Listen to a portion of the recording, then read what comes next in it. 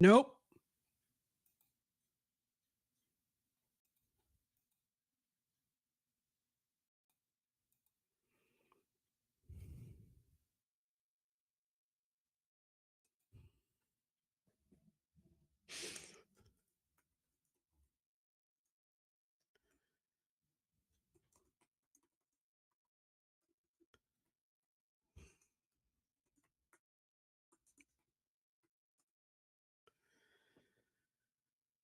Can you hear me?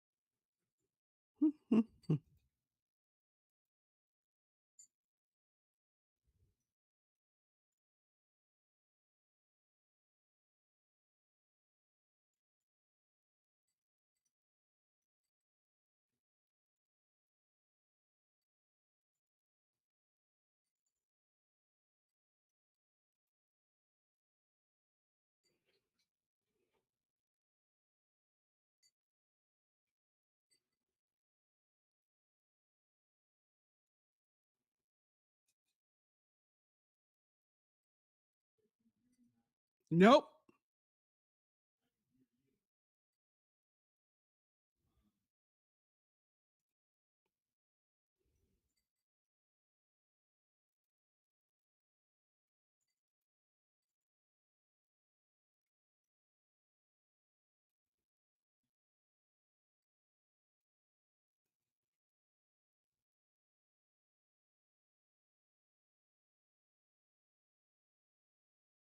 Are we still on the same ninja?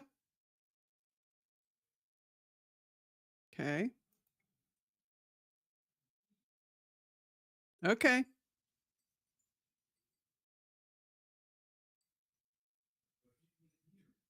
Nope.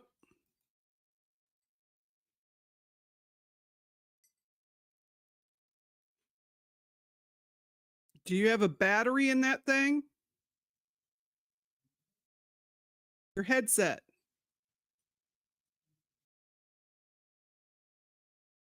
Oh, true. Okay. Well, what have you modified recently? Something you did today.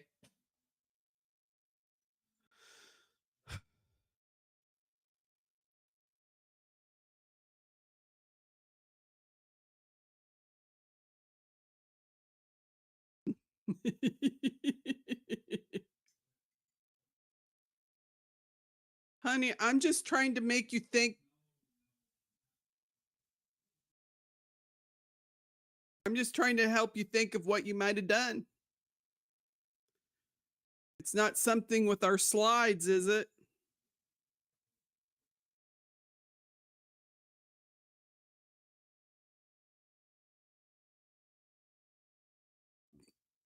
Does it have anything to do with the OBS and you adding a second thing for the video? Okay.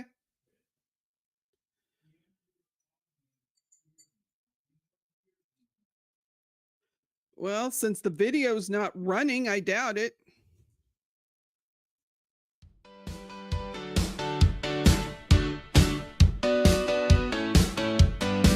Scrolling through the morning news with coffee in my hand. Another headline makes me stop. I just don't understand. Man robs bank with banana leaves. ID at the scene. Sometimes truth is stranger than anything I've ever seen. Wait, what? Did I read that right? These stories keep me up at night. How do people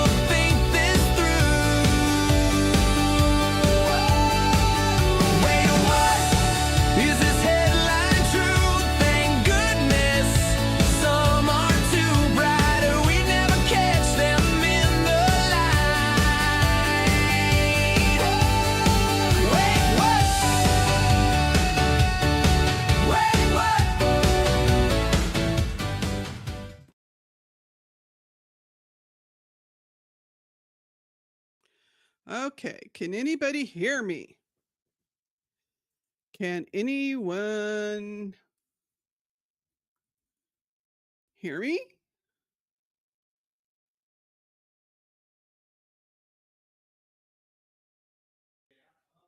Yep. Yes, they can hear me. Yay. Yay. Okay. Listen up, my lovelies. For some reason, Doc and I can't talk, even though he's in the next room. We've been shouting through a wall. It's really been fun. So if all of a sudden you can't hear me, let me know immediately, okay? Because we're going to go ahead and get started and let's the fun begin. And you know, it's not one of our streams unless something goes wrong. And that's okay. I don't mind it. I'm good with it. So welcome back to all of my trial junkies. I love you all, my justice warriors, my truth seekers. We have Fala and Irish Amy and William and Pammy, therapist, you know, Dandelions, Chris G, OnlyFan, Pammy, Krusty is listening in. I hope I haven't. Oh, Chris G, I think I saw you. Yes, I did. Okay. So if I forgot to say hello, forgive me. I will tell you right now, I do not pronounce things correctly all the time. Hey, Semi Sharp's here. Doc's having a hard time with sound. So we're just going to go with it and we're going to fake it till we make it. Love you guys. Here we go. I'm your host, Z, the storyteller in the wilderness of injustice. My ride or die Doc is riding shotgun as we navigate the darkness where predators hunt and the system fails. Shout out, Doc.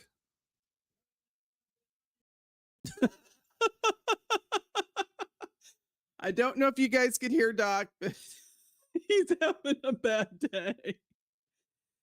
Today, we're going to talk about headlines that make your blood boil. Okay? Now, one of them that has really got me, and this was really when I really started thinking about doing a YouTube channel, because I did a lot of investigating on this case and it's broke my heart. And that is the Nikki, well, I'm not going to say it right. So Nikki McCain story. Okay. And after months of investigation, she is the young mother of 4 children that in May 18th, 2024, she disappeared. Okay. And everybody has always suspected her husband. Hey, I think I'm back. Because he had actually beaten her up right after Thanksgiving in 2023. Okay. And she had to take off and hide out and then get to the hospital and get help. William, it's usually the husband, the boyfriend, or it can be the wife or the girlfriend. It's usually someone close. Just remember that. So, you know, he was up on charges of abuse because he'd beat her up. So the families was really fighting this. Oh, Semi Sharp said she heard you, Doc. Yep. So I'm just you and I can't up and talk. working. No, we can't. We're just going to have to cut a window in the wall. We can at least wave. Yep. So Taylor McCain has finally been arrested for the murder of his wife, Nikki Sally McCain. For those who've been following this case, this arrest represents a significant breakthrough because it has haunted Nikki's family since she disappeared on May 18th, 2024. She had been texting her younger sister, Chloe, and then all of a sudden, crickets. And it was just wrong.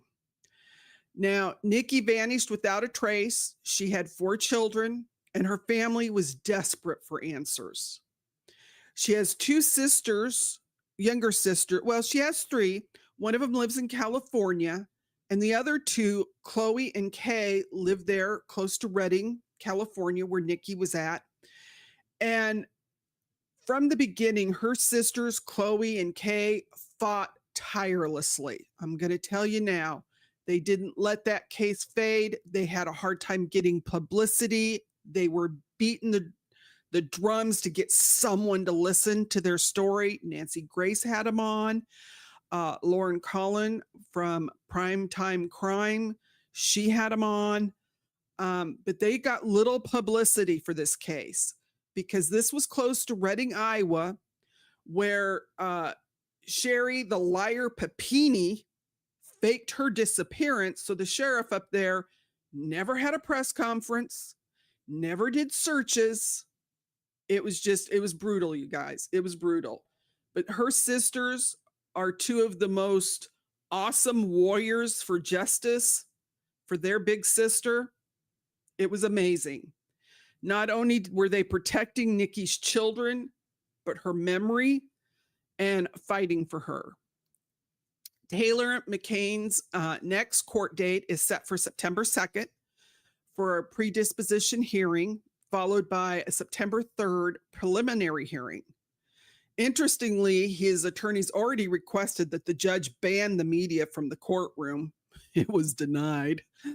That tells us his legal team knows this case is going to generate some significant public interest. You don't say. Doc? I may be here. You're here. I can hear you. Oh my goodness. Darling, I've missed you. Where have you been? I'm so lost. Come toward the light. Okay. Come join us. Okay. Here we go, guys. So the first statement from Nikki's sisters after his arrest really cuts straight to the heart of the tragedy. Kay Ford didn't mince words. She said to think that her life was worth so little to him that he felt entitled to delete her just to avoid a little jail time is absolutely disgusting. This is someone who she'd had children with. He was part of our family. And it's unimaginable to think that a person we welcome into our lives could not only be capable, but so cold about it. Clearly, we never truly knew him at all. The person we thought we saw was nothing more than a facade. And that says a lot. Kay is very awesome when she speaks, and I can hear her saying it. I can. And that statement really reveals crucially the suggestion that he killed her to avoid jail time and his ongoing legal issues. And that's why one of his charges is not only for deleting her, but also special circumstances, because he's trying to get out of accountability. And that created the motive for the murder. So when someone deletes to prevent a little bit of jail time, we're talking about someone who's made the calculated decision that this is more preferable to facing whatever consequences they were trying to avoid. And that he was. So while we're still waiting for the full details of all the charges, the arrest represents a culmination of months of investigation into Nikki's disappearance and death. Not only was the sheriff involved, they eventually brought in the FBI, and that's the only reason I think something got done. They also had Brian Fitzgibbons, who is with one of the private detective agencies and the Kingsman, and he works on missing persons, and he did a lot of work on this case. So the family statements really suggest this wasn't just a crime of passion. This was cold. It was calculated. This was a decision by someone they had trusted. Nikki was their older sister. That was one reason that she really had a hard time telling her family she was being abused, because she was the older sister. Only Fan, you're right. She did look like a movie star. I mean, all of those girls are just beautiful. And what stands out in this case is that dedication of those girls. Chloe and Kay never stopped fighting for their sister, and those children were protected. They are aware, and I can't even imagine, because it's bittersweet. They're glad they're getting some justice. There's still a lot to go, though. They have to go through a trial, But it's bittersweet because they have to deal with Nikki's kids and knowing that not only is their mom deceased, but that their father made it that way. And so let's not forget the justice she deserves. And if anyone out there knows anything, now that he's been arrested, he has been charged. Silence is betrayal, people. Come out, say what you know. If anybody helped him, say what you know. Tyler McCain, they really loved him at one time. And that's what breaks your heart when it's a family member. So this arrest is going to validate what Nikki's family, they knew all along that something had happened to her and they knew he was responsible. But their persistence, their advocacy, which is something Pammy's daughter, Whitney, that she deals with that, man, the advocacy can make a difference in keeping cases alive, active and alive and pushing for answers. Because sadly, when the police just want to look the other way after a while, yeah, you have to be that advocate. And, don't worry about it. Be a badass if you got to, because trust me, those girls were warriors, but always very polite when they spoke of law enforcement because they weren't going to rock the boat. And that timeline, May 18th, 2024. And now we're seeing this arrest 15 months later. So hopefully they've built a good case. They're also going to bring back his charges of abuse because they had dropped the charges and everybody was upset. But they said if they didn't drop them because she wasn't there to testify, they had her statement, but they didn't have, in photos, I'm sure, but they didn't have her to testify. But now that she's deleted, they can use that. So hopefully they've got enough. They're going to get him in there. So hopefully there's no more of Tyler McCain, because sad for his children, but he needs to be held accountable. So yes. Pammy is a good mommy. Let's all hear it for Pammy. Now let's talk about Roblox, because that's on the news everywhere we look. And let me just tell you, here's a case that just happened recently. This is Christian Scriblin. He's 17. He used Roblox to target children, then moved the conversations to Discord because the safety features couldn't protect them. He admitted to contacting 4 to 5 children daily for a year, potentially 1,400 plus victims across 20 states and even into multiple countries. Roblox is, Irish Amy, Roblox is a social media for children, and predators are going crazy on this. And so we're going to talk about why this is happening. Now, Scribbin we're just going to call him Little Sleazy Lizard. The Sleazy Lizard would target children on Roblox using the username Lost Shadow. He'd lie about his age, telling kids he was only a year or two older than them. So he seemed, acceptable. And the key, Roblox has safety features that block photo sharing and monitor conversations, right?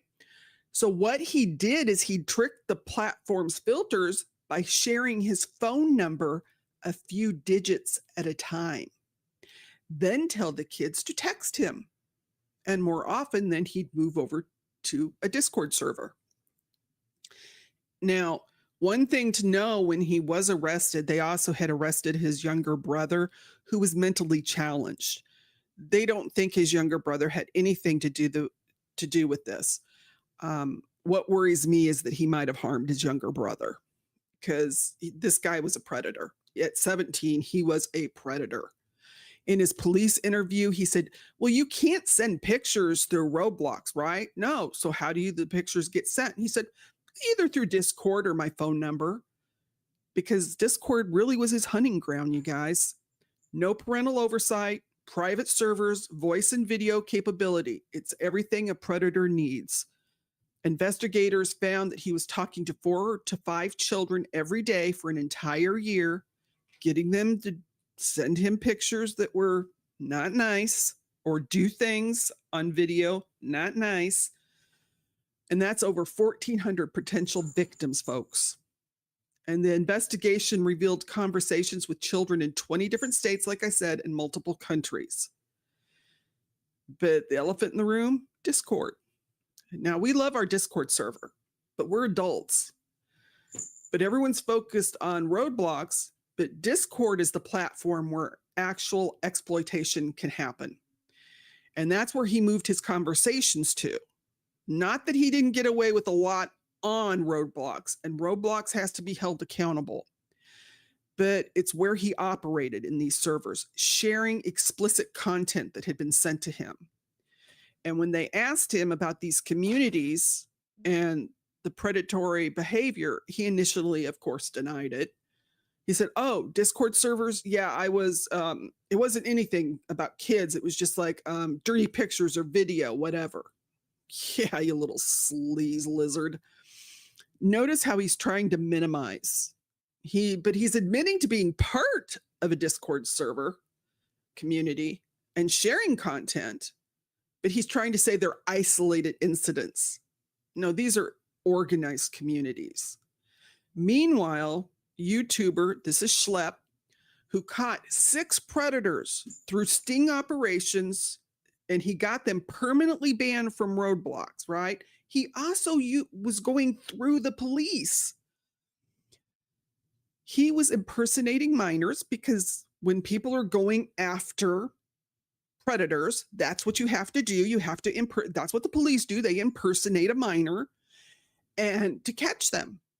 But he was working with the police, so he was following their guidelines. He said they're very strict. Hey, Southern Gal, Film Freak, thank you guys for joining us. If I didn't say your names earlier. But so, you know, he was following the police, what they told him to say, because you have to make sure that they lay it right out on the line. Okay. It's not, you can't just say, oh, I like you, or maybe we can see. You have to get it explicit that they're asking for something and that they want to meet you and they know you're underage. He got this. 6 people banned.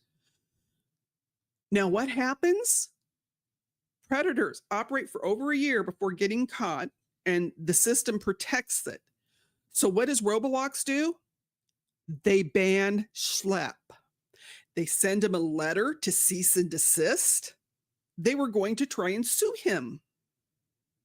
You got that right. Here's someone that was doing good for their channel, for their social media. You know, forget the predators that they're kind of just letting go. But they're, you know, going after the kid that's actually helping and doing something. Now, this is because of the backlash. We have Congressman Ro Khan, who created petitions. The Louisiana Attorney General, Liz Merrill, she sued Roblox. The stock has taken a 7% dive so far. But here's where it gets interesting, you guys.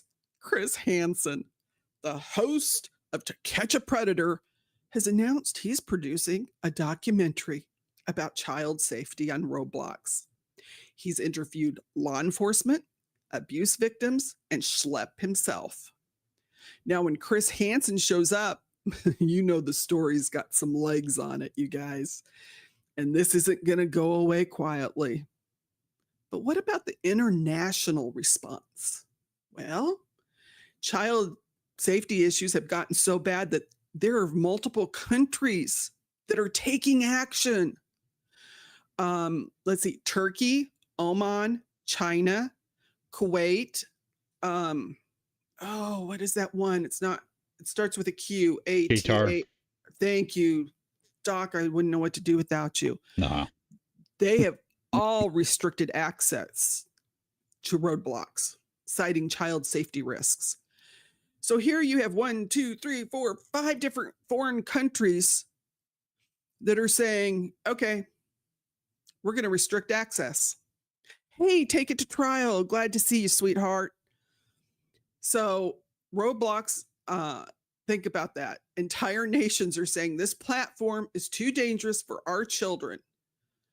But what's Discord's liability question?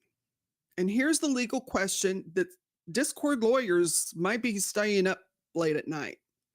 At what point does providing the infrastructure for predatory behavior make you complicit? You know, and that's something to think about. So let's see. That's kind of a tough one because, you know, I'm on Discord a lot and you're on Discord a lot, but we're adults. Nasty people can do lots of nasty things on Discord and get away with it right now. Exactly. Well, and I think that's the thing, Doc, is that, you know, even as adults on our Discord server, you know, we keep it pretty clean, you know, because we want people to, we're trying to build a community of justice warriors and truth seekers that feel comfortable coming in and discussing cases, seeing where they can get help. We also have mental health numbers and different things. We talk about certain trials that are coming up. And if there's something people want to know on our Discord server or want to see a channel, let us know. It's there, you know. So it's all in how things are handled. And there isn't one social media out there that doesn't have predators on it, because technology's great. The bad guys learn to use it too. But when you're being told the bad guys are using it, how they're using it, that's when you have to make some changes. And instead of doing that, the CEO of Roblox wanted to add a dating site to Roblox. Now, this is a children's channel, social media, and he wanted to add dating for 12-year-olds? Oh, please. I don't think so. No. He knows what's going on, and that's creepy. I'm sorry. Allegedly, he knows. As Stephanie Harlow would say, don't come for me. Allegedly.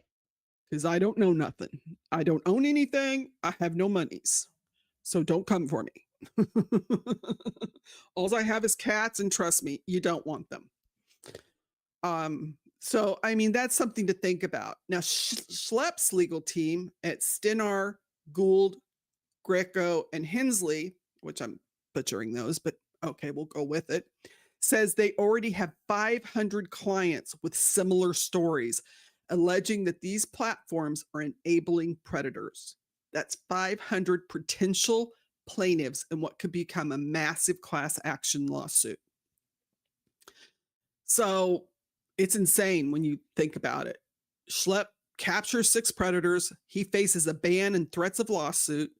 Scribbin, the sleazy lizard, exploited hundreds of children over a year, only caught when Roblox finally reported him to the authorities. Discord serves as the platform where the actual exploitation is taking place, facing little scrutiny. So the system is protecting the predators, punishing the people trying to stop them. How can that possibly make sense? You know, what's this mean going forward? The Scribbin case is scheduled for pretrial conference September 9th, 2025. But the real story isn't just about the one predator, and it's about the platforms that's created this ecosystem where this behavior thrives. So Discord's going to have to answer some hard questions. Well, one of the big problems is that it's such a money-making operation for all of them. Yeah, they're gonna try and silence the whistleblowers. That happens in everything that is known to mankind. You know, if there's money in it, boy, you got to be careful. You got it. And you know, many of these predator communities, they're active on all platforms. What actions are they taking to proactively detect and shut down these operations? Why are they permitting the creation of private servers with little oversight? So those are just some things for them to think about. You know, now we all don't like when we have too much oversight, like not being able to say words on YouTube concerning crime issues. Because when you can't say certain words and you have to say SA'd instead of what actually happens to a victim, you kind of also demean the victim, because they've already gone through this. They've lived through it. And now you're trying to use fruit terms like grape. Yeah. That's demeaning, But because if you want to be on YouTube and you want to be monetized, but I don't use that word. I say SA because I'm not going to make a fruit salad out of people. I try to follow the rules, but these are words that children know these words. And sometimes when we try and cover things up and sugarcoat them, then children don't understand when they're being abused. Because sometimes if a child has been raised in a home where they've been continually abused, what's going to happen? They're not going to know the difference. Sometimes they have to get outside sources to realize this is not normal. This is not how everybody else lives.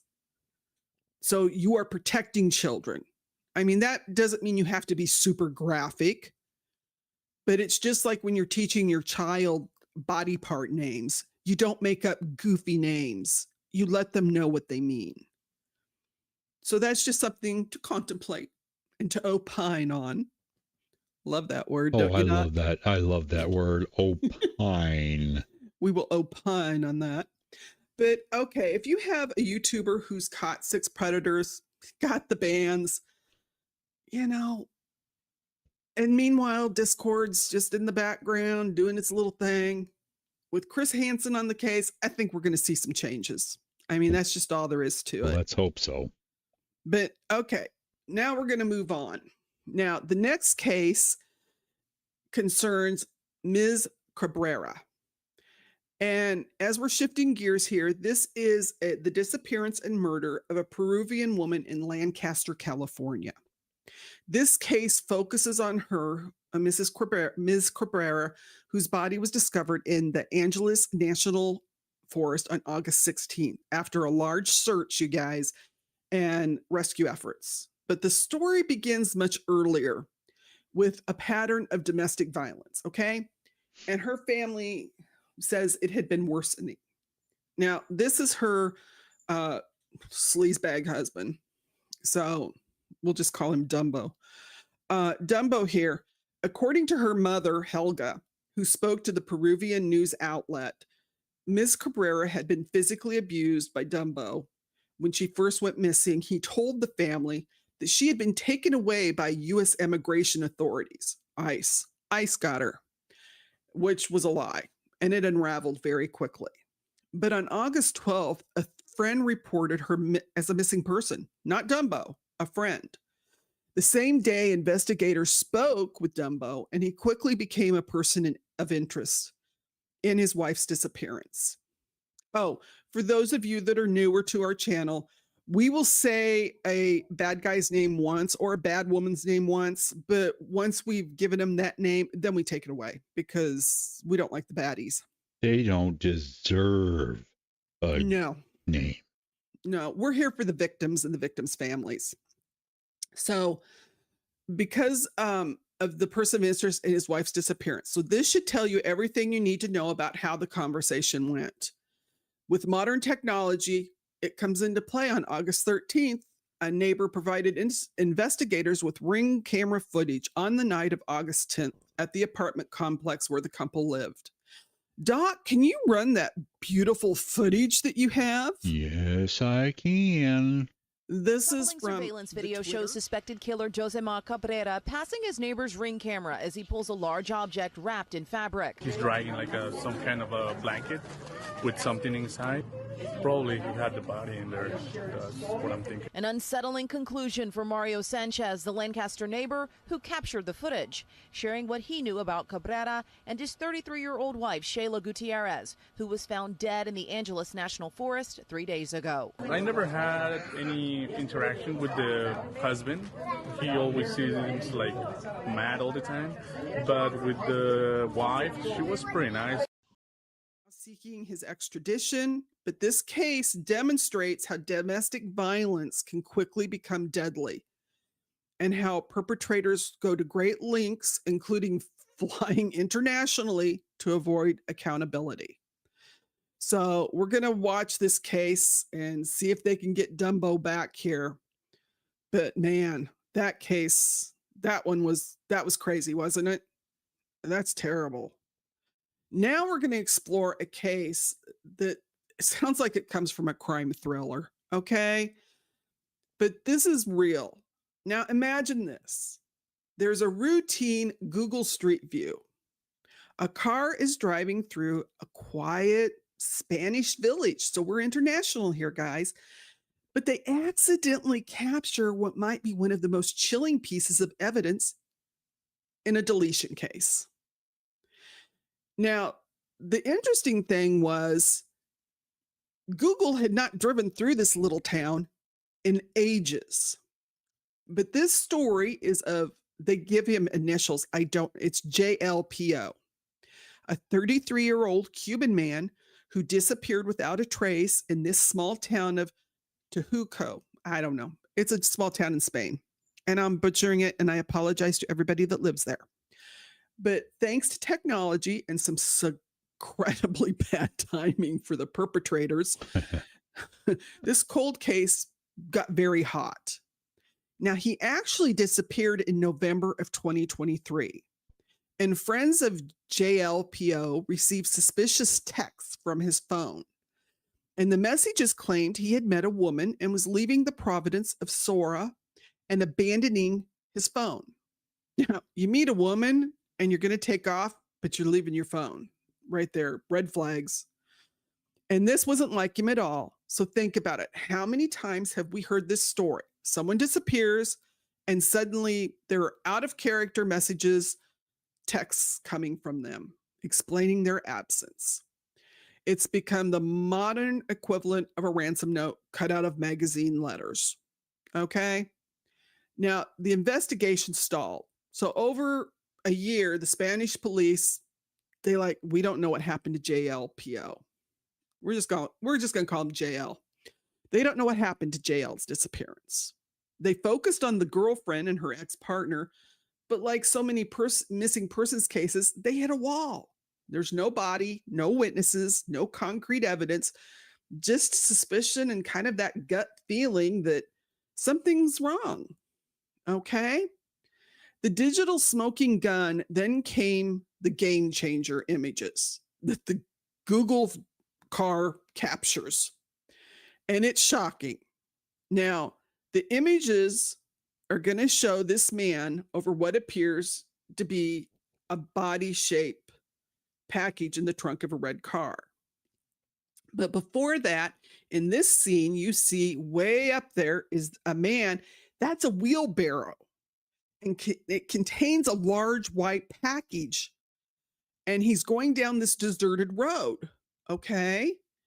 Now, there weren't any random photos. They're all dated October 2024. And they provide what the police are saying is the perpetrator being very careful in this tiny village where no one's watching. There he is, putting the white package in the trunk. And then as this car rolls through at the wrong moment, they get another picture of him making sure that his package is in the trunk of his car. So they end up arresting the victim's girlfriend and a local bar worker who'd been living together. And they revealed the pair had been cohabitating, adding another layer to the twisted tale. And we've got the classic triangle, the victim, his girlfriend, and her new partner.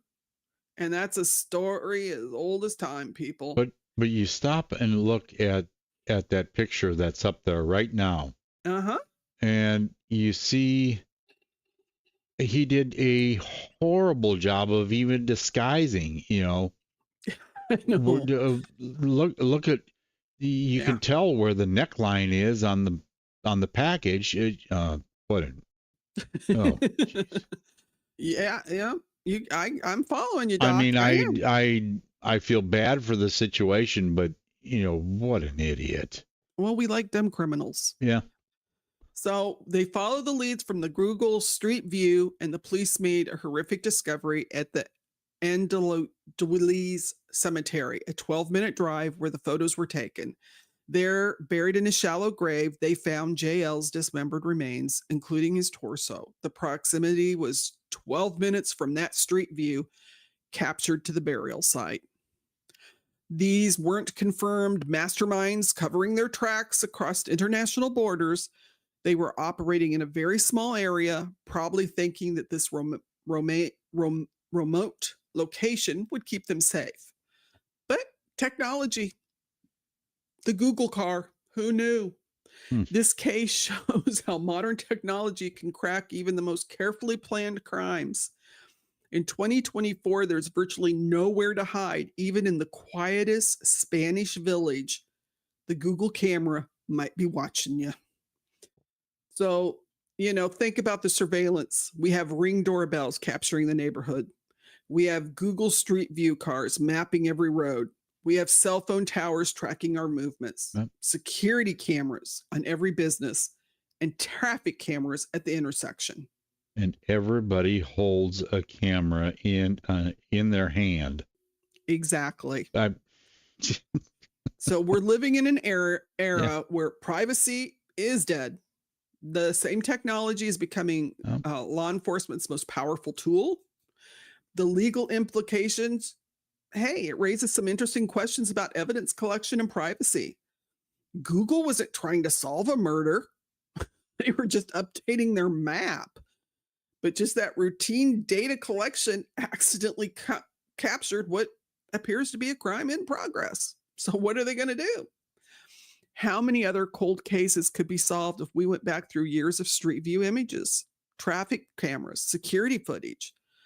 The Spanish police got lucky with the timing, but this suggests there might be a treasure trove of evidence sitting in digital archives. The perpetrator's fatal mistake, the biggest lesson from this case, in 2024, you can't assume you're operating unobserved. Even in the middle of nowhere, these suspects thought they were being careful in this small village on a quiet street in the middle of the day when most of the people were at work.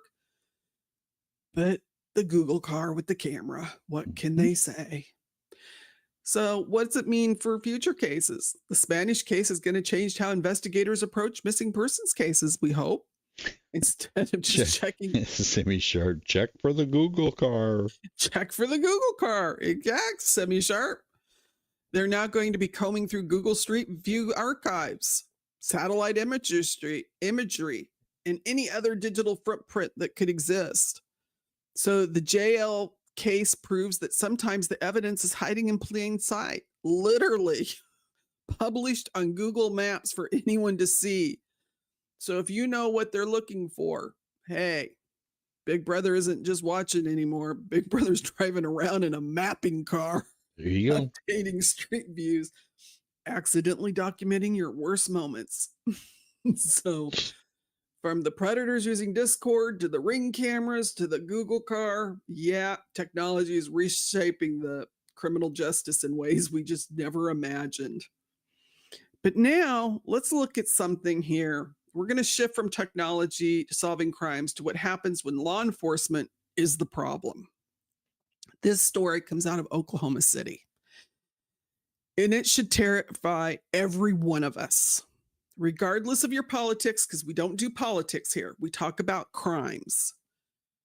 And how you feel about immigration enforcement, that's fine. But this happened in Oklahoma City, and the public response has been intense. They've had to keep investigating because people simply cannot believe that this happened in America. So picture this, you guys. You're the mother of 3 girls. You've just moved from Maryland to Oklahoma City. You're looking for a fresh start, a more affordable life because Maryland's expensive. Your husband is still back east, probably finishing up details, planning to join you in just a couple of days. You've rented a house in a really nice neighborhood. You're trying to build something for your children. Then at dawn on a Thursday morning, 20 armed federal agents bust through your door while you and your daughters are sleeping.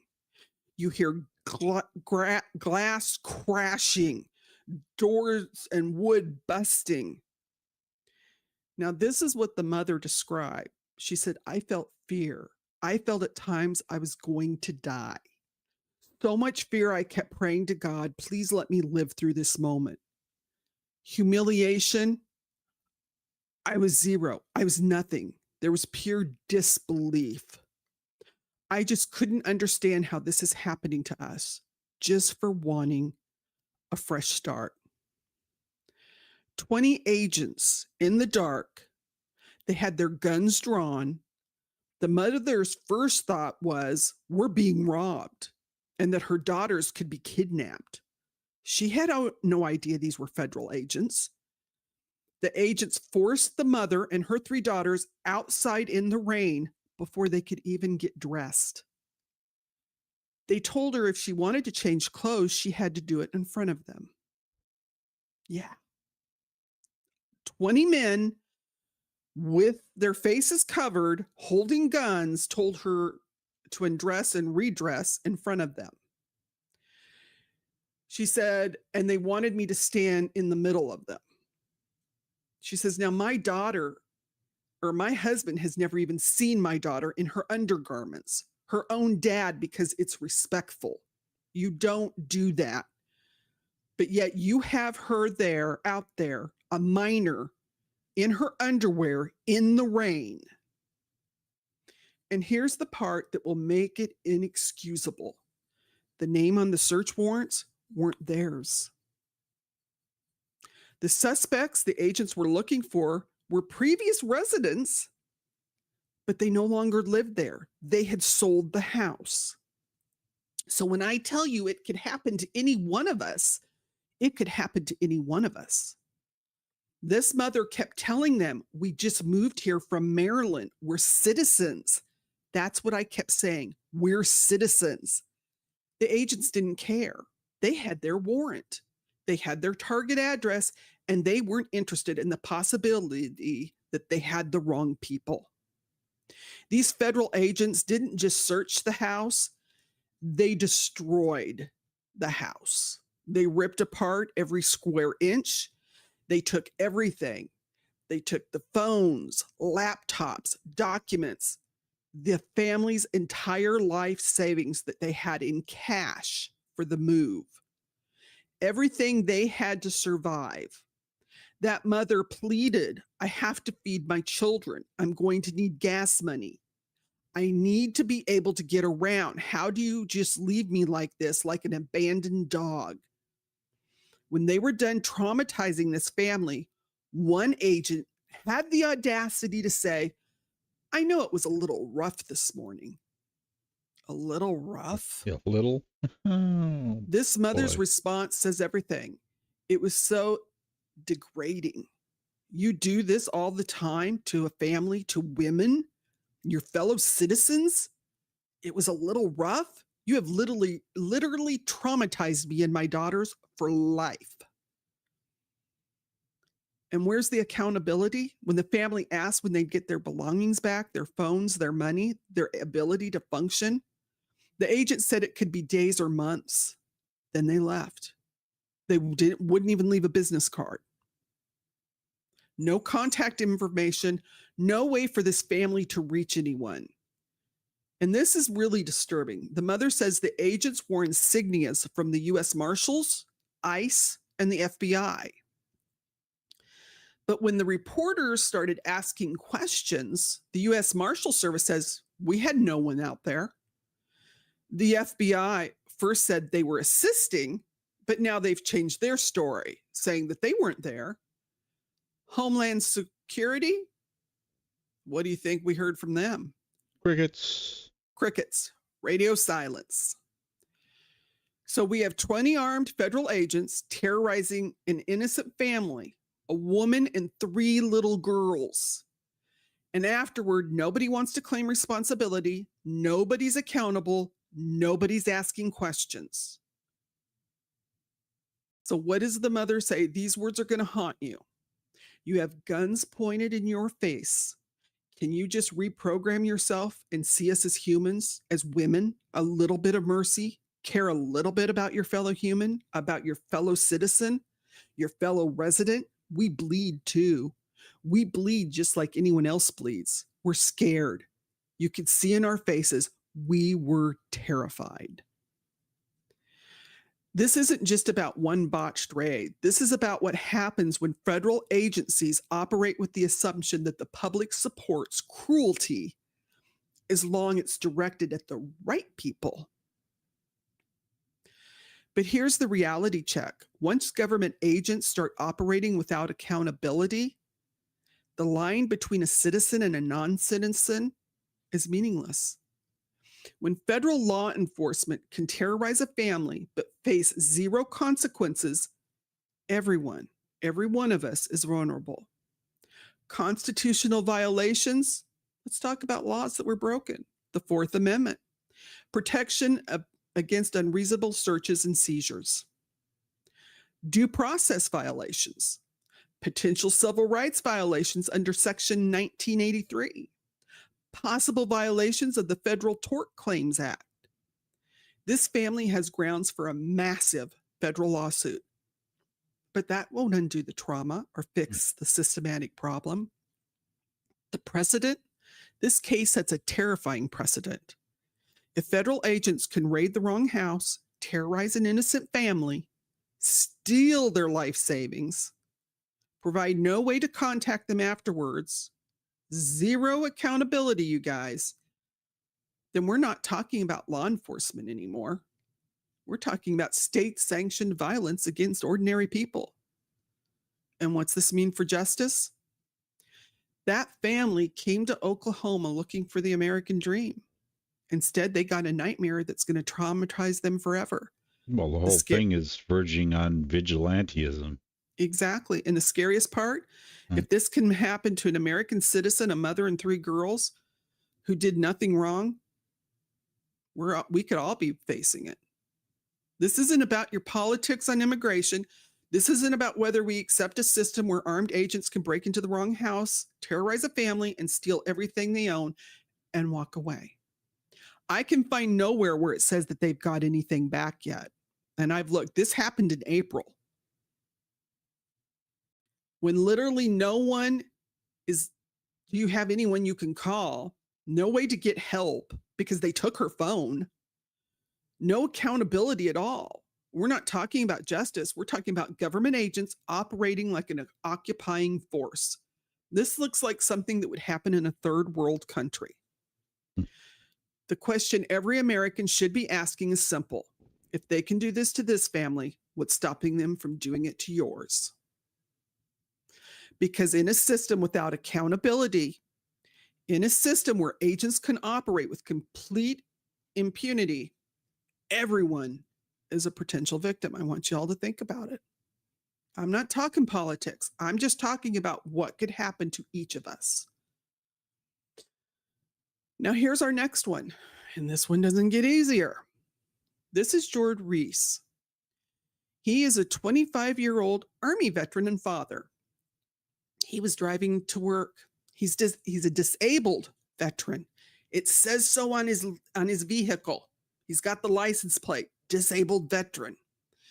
He worked at the Glass House Farms, which is a cannabis farm in Ventura County, when he encountered an ICE raid. But he parked his car, and he said he wasn't paying attention when he was driving at first because he was going to work and his daughter's birthday was the next day, and he was excited. And then all of a sudden he realized he had pulled into something. So he got out of the car, he identified himself as a citizen and an employee. Well, what happened? He gets surrounded by ICE agents. His car windows are broken. He's sprayed directly in the face. They drag him out of his car. For 3 days, his family had no idea where he was. He said as they were all shouting at him from around his vehicle, they were all giving him different directions on what he was supposed to do. After he had spoke to him, he got back in his vehicle and he was sitting there when they attacked. And he said no one was saying the same thing. And once they broke the windows and sprayed him with the gas, and he couldn't see, he couldn't breathe, they got him out, threw him on the ground, handcuffed him. Well, then he was taken to the Metropolitan Detention Center without a phone call. He was not allowed to contact a lawyer or explain. This is a picture of his sister because for 3 days, they had no idea where he was. This is a veteran who served this country. He's disabled and was just going to work. They wouldn't let him wash off the pepper spray or change clothes for 3 days. Now, I'm sure, I know we have some military people that are in our Discord server and part of our community, and they could probably tell us what this stuff is like. Well, he said they wouldn't take any documentation he had. They just told him to write his social security number on a blank piece of paper. So they wouldn't even look at his ID. He said his mental state started to deteriorate. So then they decided to put him on suicide watch. They put him in a room by himself. Now, this is a man that's a disabled veteran that probably has PTSD and now is doubled PTSD. The lights are on 24/7. After 3 days, he gets told, you're going to be released. There's no apology. There's no explanation. George said, they don't care if you're a citizen. They don't care about the color of your skin. They don't care if you serve this country. If you're not an ICE agent, you're an enemy to them. So think about that. They did not care. They would not listen to him. There was the other incident where there was a man that was not here legally. He had 3 sons that were Marines. When they took this older man, he was a gardener. They threw him on the ground. They beat him with a rod. This is the father of 3 Marines for the U.S. So think about how they're treating people. It's just something for us to think about. Now we're diving into this disturbing trend that's creating chaos across the country. Criminals are starting to impersonate ICE agents to commit SA, kidnapping, and robbery. What's most alarming is how the current immigration enforcement policies are actually allowing these predators to go to work. Because they get to cover their faces, they don't have to show ID. They just can attack people. Think about that. So if you're a woman by yourself and some guy pulls up and tells you he's an ICE agent and you better get in the car, what happens? Just like the woman in Oklahoma, she said, what if I had had a gun and was going to defend myself when these people broke in and I thought they were robbers or kidnappers? They would have murdered her and her little girls. So if a woman disagrees with some guy pulling up that's masked saying you get in the car, what's she to think? He could pull a weapon and delete her. Now, this was a robbery that happened. This is Robert Rosado, who walked into a Philadelphia auto center, masquerading as an ICE officer. He zip-tied a female employee. He announced that there were illegals in the building. He stole approximately $1,000 in cash. The police found fake badges, zip ties, law enforcement paraphernalia at his home. He's being held on $800,000 bail. So think about that. These yahoos are going in and starting this craziness. Now, this isn't isolated. In South Carolina, Sean Michael Johnson detained Latino men on a road. He took their keys, made racial comments while claiming to be ICE. The video shows him mocking victims' accents using racial slurs. In North Carolina, Carl Thomas Benton allegedly impersonated an ICE officer to SA a woman at a motel, threatening deportation if she didn't comply. At Temple University in Philadelphia, student Aiden Stiegelman was charged with impersonating ICE officers on campuses, wearing shirts labeled police and ICE. So that's what these yahoos were up to. Meanwhile, in Oklahoma, now they do catch some of the bad guys. Here they did.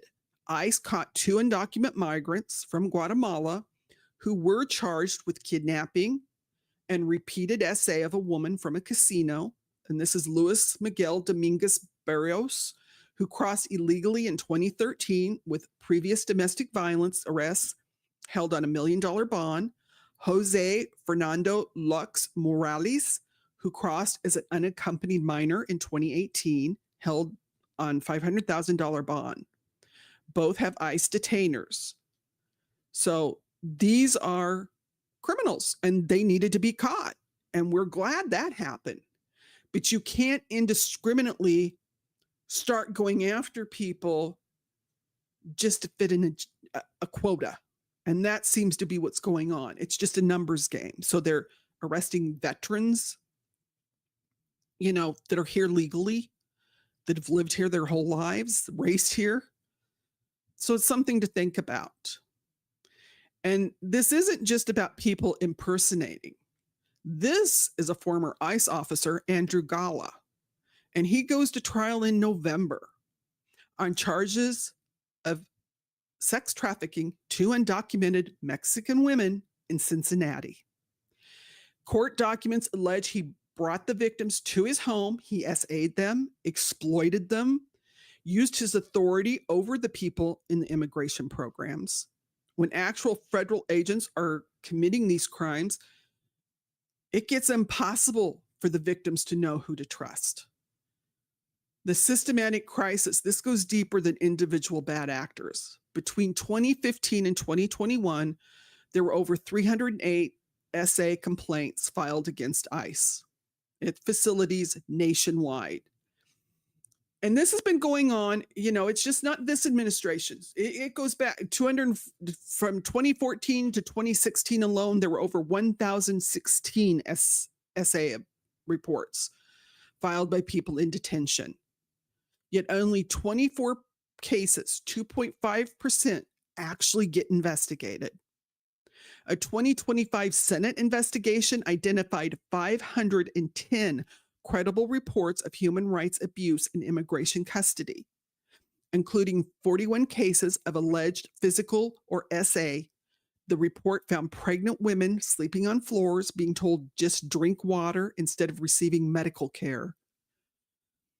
The law enforcement experts have point out that masked agents in unmarked vehicles create perfect condition for the impersonators, but victims can't distinguish between real and fake officers when legitimate agents operate without clear identification. The Philadelphia DA notes that this is a new phenomenon, for the first time seeing multiple cases of criminals using ICE impersonation specifically to commit crimes, directly correlating with increased immigration enforcement visibility. So what's the community impact here?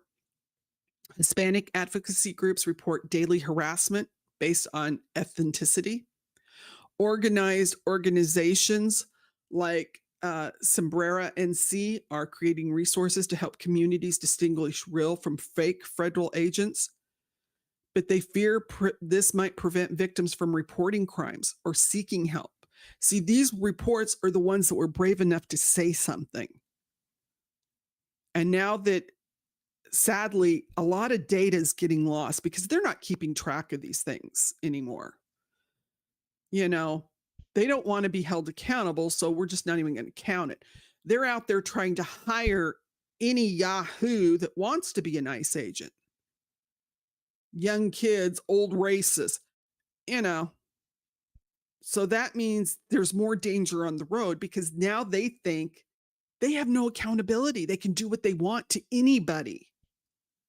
So if they think you look like an immigrant or they just don't like you, you could be a victim.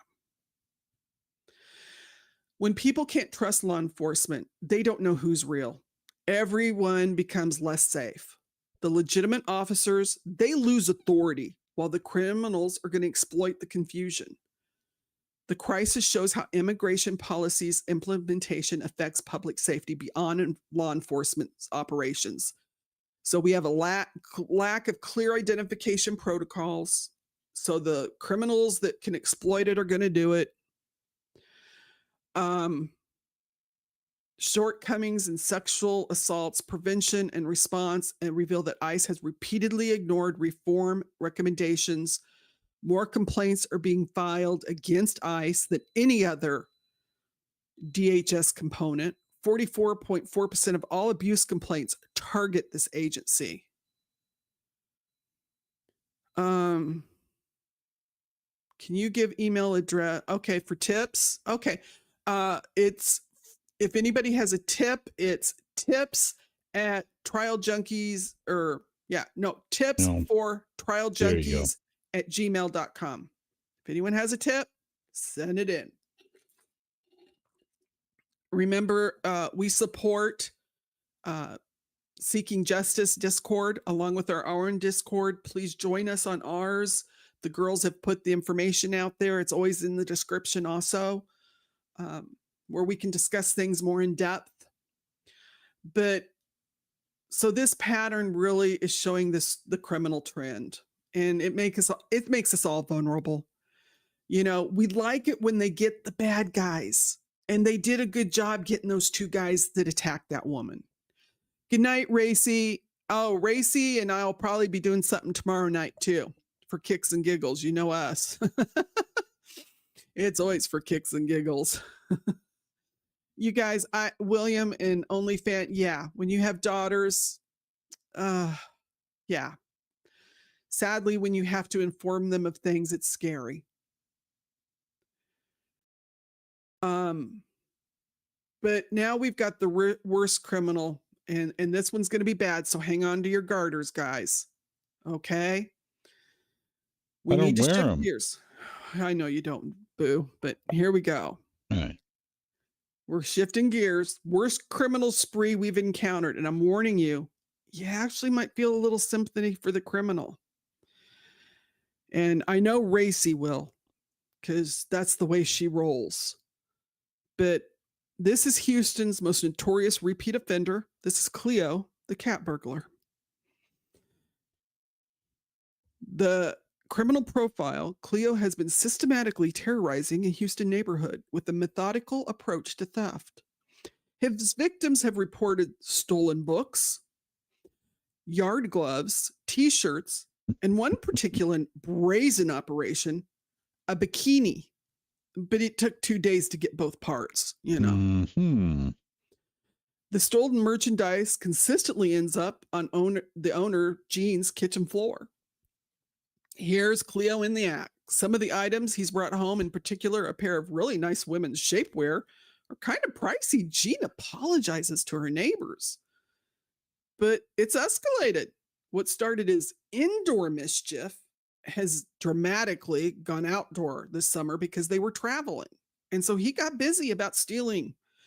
She said Cleo's operations to the neighborhood properties, with residents reporting break-ins through their windows, into their garages, getting into car windows, sunroofs. She's put up a box here that says, "My cat is a thief." She apologizes. She washes the items and puts them out so people can come look for their things. A couple of the neighbors have told me that he's climbed into their house through the windows. So she says nothing's safe with him. And you can't have those. You know, people have tried to tell him you can't take that. But Cleo's reputation continues growing as the victim list expands. Neighbors often don't realize items have even gone missing until she informs them. And true to his feline nature, Cleo has developed an obsession with computer mice. Yeah, he likes mice, but the kind that we use on our computers. He took a computer mouse that was still in the bag, but the community response, rather than press charges, the community's laughed because she's apologized. She's putting items out there. So they actually made a t-shirt that people are buying so that they can donate to one of the cat shelters or something that says Nottingham County's very own Cleo the Klepto Kitty. She says, I apologize on his behalf. Please look through his loot, recover your stuff, because he is the most viral subject on our neighborhood Facebook page. But the t-shirts featuring him, their profits go to all the local animal shelters. The vet actually said that Cleo may suffer from substrate affinity, an obsession with certain types of materials. It's not kleptomania, but as a behavioral condition seen in cats. You always have the doctors giving the excuses. Of course. Rehabilitation has failed, and Jean admits intervention efforts proved unsuccessful. We've chastised him a little bit, thinking maybe we could break the habit, but I realized it was a losing battle. He's a cat. Well, she says he's a teenager, and this was his response when asked about it. He hissed. Yeah. When confronted by the news crew, this is how he talked about it. He had no remorse whatsoever. And he just continues to burglarize the neighborhood. But I thought, hey, have to have one fun story in here. Now for our missing people. This is DeAndre Alyssa George, and she's only 16. She's a Native American. She disappeared on August 3rd, 2025 from Phoenix, Arizona. She has brown eyes, black hair, and 115 pounds. If you have any information, contact the Phoenix police at 602-262-6151. She has a national child's missing number of M as in Michael, 488-586939. Doc's going to post all this. Our next one is Jacob Anton. He's only 14. He's been missing since August 23rd at 5:30 p.m. He's Native American, a male, 5'9", weighs 195. He has black hair, black eyes, and he was last seen around 5:30 on the 23rd at Cowboy Iron Gym, and that's at 3330 East Highway 66 in Gallup, New Mexico. They don't remember what clothing he was last seeing, but they thought maybe sweatpants. They think there was a silver Tahoe with New Mexico plates that he might have gotten into. He does have a scar on his left forearm. So if you know anything, contact the Gallup police at 505-722-2002 or 505-863-9. Oh, we're missing a number there. Okay, well, we got the first one. So the next person is Jonas Albert Summers. This is an older case, you guys. He has a NamUs number. It's M as in Michael, P as in Paul, 60917. He's 32 when he went missing. He would now be 38 because he went missing in July 23rd of 2019 from Tulsa, Oklahoma. His nickname is JoJo. He has short black hair. He had a goatee at the time and brown eyes, 6'1" to 6'3", 200 pounds to 270. He has a tattoo on his left. He has tattoos on his left arm, his right arm, his back, his left calf, chest, left forearm, left shoulder, right wrist. He has a skull with the word pride, RIP, NBV, a bear paw, let's see, feathers with Jonas Jr., and let's see what else, a cross with die trying. On his arm, he has something else, a feather on his left arm. He's affiliated with the Muskogee Creek Nation. Jonas was last known to be in Tulsa, but he had no cell phone and no known vehicle. So if anyone has seen him, 596-9143. Now, Tulsa's number for case number is 2019-063270. The detective is Joe Campbell, or at the time it was. So if anyone has seen him, you can contact the Tulsa police. Our next one is a young man named Neil Austin Kniffel. It's Kniefel. Not sure how you pronounce that. He's only 20. He's Native American and African American. He's a male. He's from Albany, New York, or Albany, Oregon. He's been missing since August 19th. He has black hair, brown eyes, 6 foot, and weighs 185 pounds. He was last seen at 11:40 p.m. leaving his apartment in East Albany. He was wearing blue jeans, the gray hoodie, and carrying a black duffel bag. You can see the picture on the left. He left his phone and a note saying he was headed east. But his family said this is unlike him, and he is considered vulnerable. So I don't know if he has, a condition, but he's vulnerable. So we want to make sure we keep a lookout for him. If you've seen him, contact the Albany Police Department. They give the non-emergency line, and I don't know why if he's a vulnerable person. The number is 451-917-7680. You can also DM them. Next, we have Renee Eagle. She's 22. She's missing from Spokane, Washington. The last time she was in contact was the second week of May. She's Native American. She's 5'1", 115 pounds, brown hair and brown eyes. She has a butterfly tattoo on her chest near the collarbone. They didn't know what clothing she was wearing. Now, this tattoo that they're showing looks like a new tattoo, and it appears to be on her shoulder, I'm thinking. It's a tree. There's birds with the words, "All was well." It's a beautiful tattoo. If anyone knows anything, contact the BLES Dispatch Center at 406-338-4000. So our closing thoughts, we have these cases that we've kind of gone through tonight. Accountability failures. Tyler McCain's arrest shows what happens when families refuse to give up. Advocacy. George Rios' detention proves constitutional rights mean nothing when federal agents are allowed to operate without oversight. Discord enables predators while punishing heroes. Google accidentally solves a murder that stumped investigators for years. Federal agents can terrorize innocent families with zero consequences. The justice system only works when there is real accountability mechanisms for all of us. Without them, platforms enable exploitation, agents operate like occupying forces, and innocent people suffer while criminals are walking free. George Rios served his country overseas, and now he fights for it at home.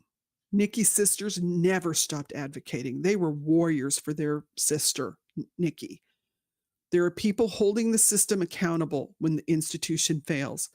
I want you all to think about this for a while and just contemplate and opine on it, what it means for all of us. Justice isn't automatic, even though we think we all get justice. We don't. It requires persistent advocacy, technology breakthroughs, and citizens who refuse to accept systematic failures as normal. And this is from Z. Just reminding you guys, it's never a mannequin. It never is. I thank you for putting up with this. I know we were late getting started. We went long, and I apologize. Please join us on our Discord server. Give Seeking Justice some love. Give As the Gavel Drops some love, because Toxic is really great at giving me cases. Chris G's also always dropping cases on me. So we'll be doing some really cool stuff coming up. I'm looking to try and find some more interviews for us. Southern Gal True Crime, thank you for coming tonight. We appreciate you too for being here. And we had Take It to Trial, who shows us some trials, and it's really awesome to watch without all the talking in between, and she gives a sum up and she really discusses the cases. So it's real fun. Trial TV Live. They have been with us for a while. So these are people that I believe in sharing. You know what? If these people are good to me, I'm good to them, because that's how we do. There's enough for all of us to have followers. If you appreciate what we've done, buy us a coffee. But I don't want anyone, if you're having a financial hard time, please don't, because I don't want to put anyone on a spot. If you can, hey, we appreciate it. And we know some of you have, Pammy and William and Fala have done that when they can. We don't expect you to do it all the time, guys, because we know everybody can have financial issues at times. So we love you. If you see something, hey, say something. And remember, our motto is silence is betrayal. Hashtag it whenever you can, guys. So keep questioning things. Keep demanding answers. Keep fighting for accountability. That silence, that is betrayal. If you have to speak up. I appreciate you all coming and hanging out with us tonight. We love you all. We wouldn't be here without you. And we're really trying to build a community of people that care about what is happening for our cold cases, our Native and Indigenous people that are being systematically missing and deleted, and solving Jane and John Doe cases, and also just keeping up on the trials and different things. So I appreciate it. We love you. And you guys have a good night. And tomorrow night we'll hang out with Racy and see what nonsense she starts up with. We love her. Good night, everybody, and I'll see you later. Ciao.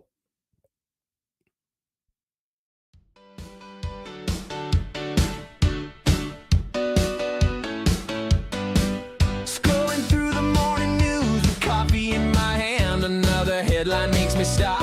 I just don't understand. Man robs bank with banana leaves ID at the scene. Sometimes truth is stranger than anything I've ever seen. Wait, what? Did I read that right? These stories keep me up at night. How do people think this through? Wait, what? Is this headline true? Thank goodness. Some are too bright, or we never catch them in the light. Wait, what? Wait, what? Breaking news at 10 o'clock, another wild story. Man robs Wendy's with an alligator. Wait, that can't be real. Did he bring it as a weapon or just a scaly friend? Was the alligator willing? Where does madness end? Haven't people heard of divorce? Why choose a permanent route?